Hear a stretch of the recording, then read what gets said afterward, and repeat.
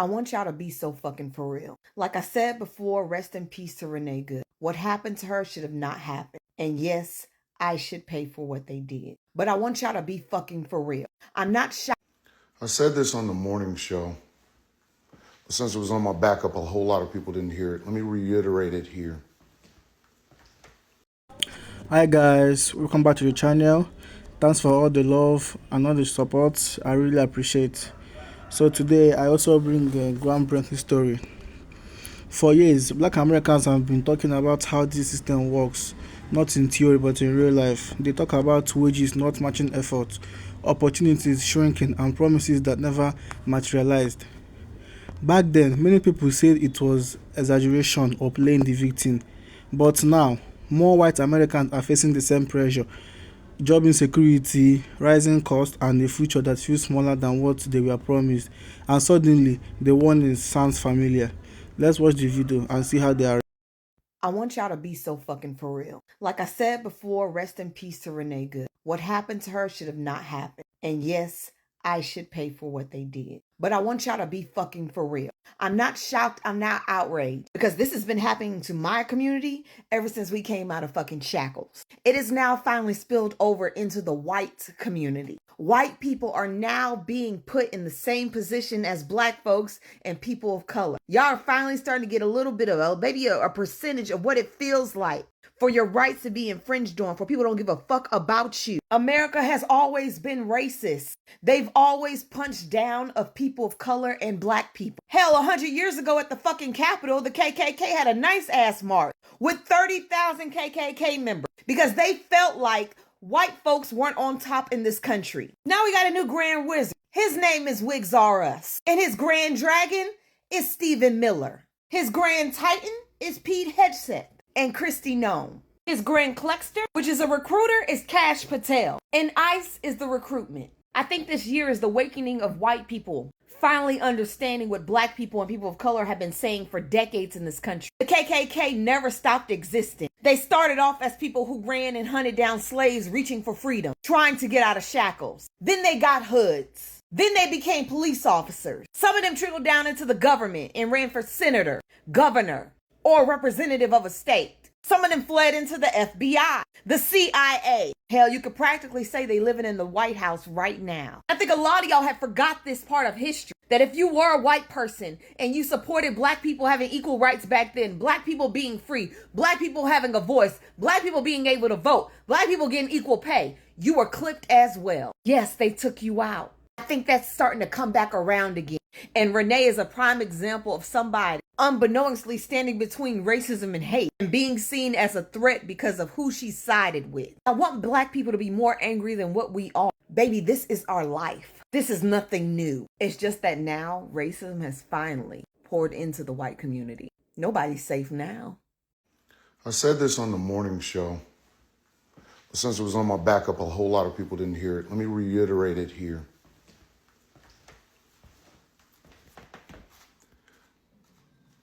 When it comes to black folk and our interactions that end up deadly with the police, first they kill the body, then they kill the reputation. And if you don't believe me, if you think black folks have been playing victims for this whole fucking time, if you think in some way, shape, form, or fashion, all we're doing is complaining because we want a leg up or some free shit, they're doing the exact same thing to Renee Nicole Good. They killed her body, then they killed her reputation. It should be a pattern you already see, but a lot of you don't. Welcome to the life of a black person in America. Anytime there is an officer-involved shooting of an unarmed black person, first they kill the body, then they kill the reputation. It is a tried and true method. You know, that's what hurts the most about this shooting of this woman. Y'all are shocked.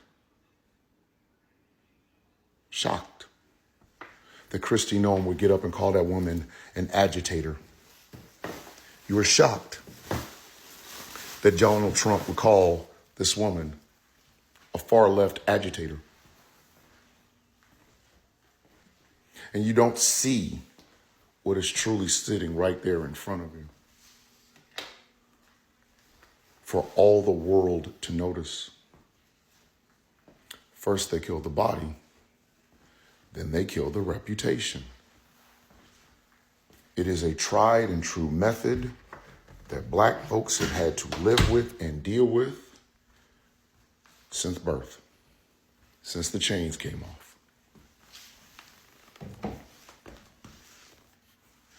It is a constant.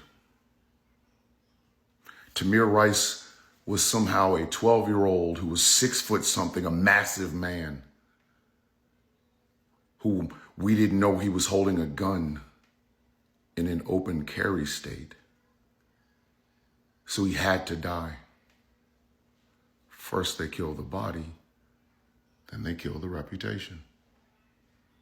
Trayvon Martin was a thug because he had a trace amount of THC in his system. And a fucking fat, fake ass neighborhood watch guy followed him and killed him. First they kill the body, then they kill the reputation. Breonna Taylor shouldn't have been dating thugs when her home was raided, and her boyfriend, not knowing who it was, defending himself, his woman, and his home, and bullets were sprayed through the house that killed her. First they kill the body, then they kill the reputation. You know why they don't talk about Philando Castile? Because he didn't have a prison record. Do you know why they don't talk about John I think it was Williams III, the man who had a Nerf gun and was killed in a Walmart? He didn't have a prison record. No drug habits to be spoke of. Freddie Gray used to deal drugs, which justified not being strapped into the back of a paddy wagon and being bounced around until your neck is broken and you die. First they kill the body, then they kill the reputation. Rinse and repeat. And because none of you batted an eye or even cleared an eyelash, they were able to do it to people outside of our community. The 2 men that Kyle Rittenhouse killed, well, one was a pedo and the other one was a thief. First they kill the body, then they kill the reputation. No one says shit.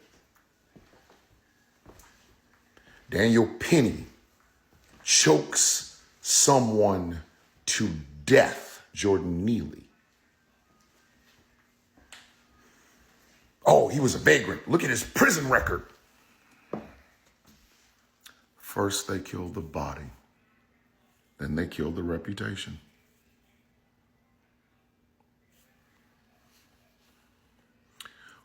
When the words come from people who you support, you will believe them.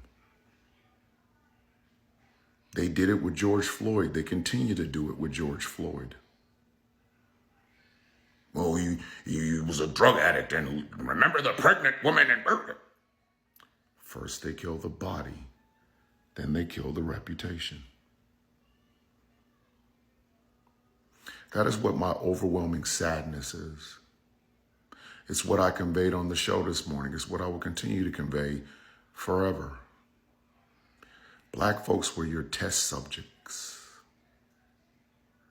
For decades, we have been telling you that police treat us differently than they treat white people. That they come into our neighborhoods and treat us like every single person there is a criminal. That's why Miss Johnson can get that work the same way the person they're actually chasing. That's why Eleanor Bumpurs was killed in New York City. An old black woman. And you never said shit. You never batted an eye. It didn't even stop your stride. First they kill the body, then they kill the reputation. Now, it doesn't matter what Renee Nicole Good did in life. Fox News has labeled her a left-wing agitator. And that's the end of the conversation. Now let's go to defending ICE. And some of you are outraged, and rightfully so. You have every right to be. But why are you shocked? That has been the pattern for black folk for decades. Ever since the black and white fucking pictures. When schools were integrating or neighborhoods were integrating, here comes all the stereotypes. I don't want my kid going to school who might get knifed or shot. Reputation killed just by walking in the building. So if that black kid, that black little girl, or that black little boy even so much as yells, they have every justification to kill him. I mean, they've already killed the reputation. Take the body next. That is the part that bothers me about what happened to Renee Nicole Good and what should bother you. You see, ladies and gentlemen, these lessons have been around you for decades. They were around your parents. They were around your grandparents.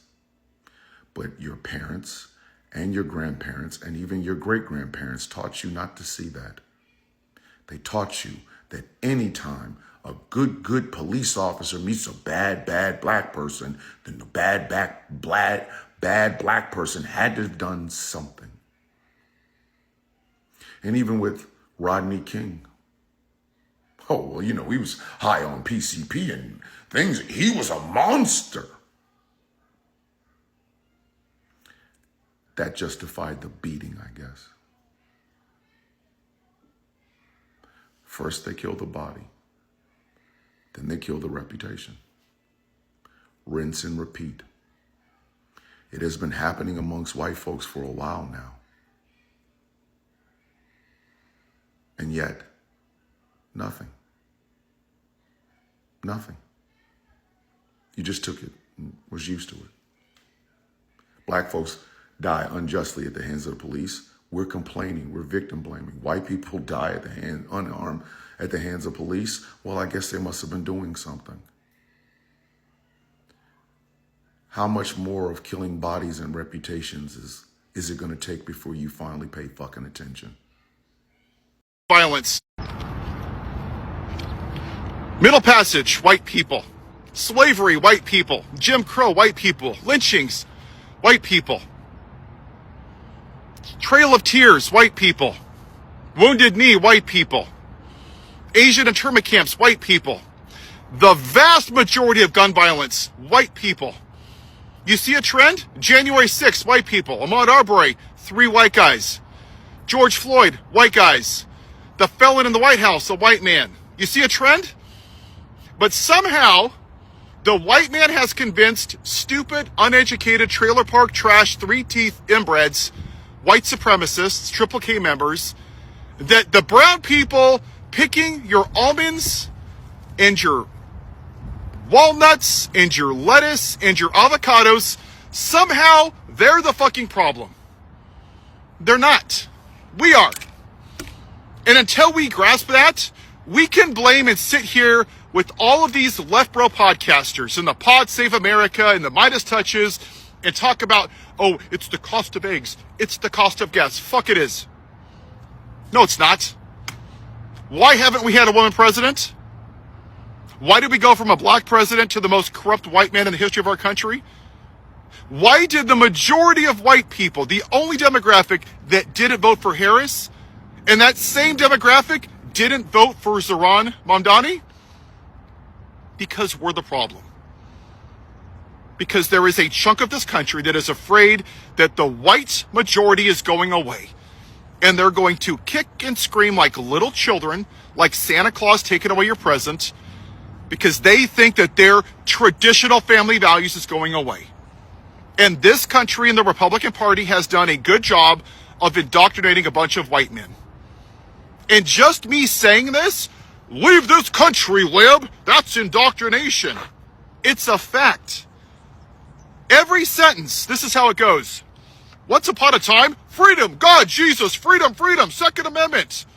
I went on vacation to Hawaii, freedom, Second Amendment, freedom, freedom, bed-bald eagles, freedom, the greatest in the world.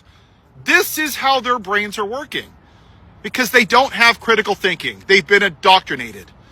And for them to be woke, which means actually seeing this country for what it is, it's breaking their brains because they've been lied to their entire life, and their version of American exceptionalism is bullshit. And they know it is, and they don't want it to be because they want their whiteness to keep them at the top of the food chain. Have yourself a white day. The question now isn't who suffers first, it's whether people are finally willing to listen. Because ignoring worries doesn't make problem disappears. It just delays the moment everyone feels them. Thank you.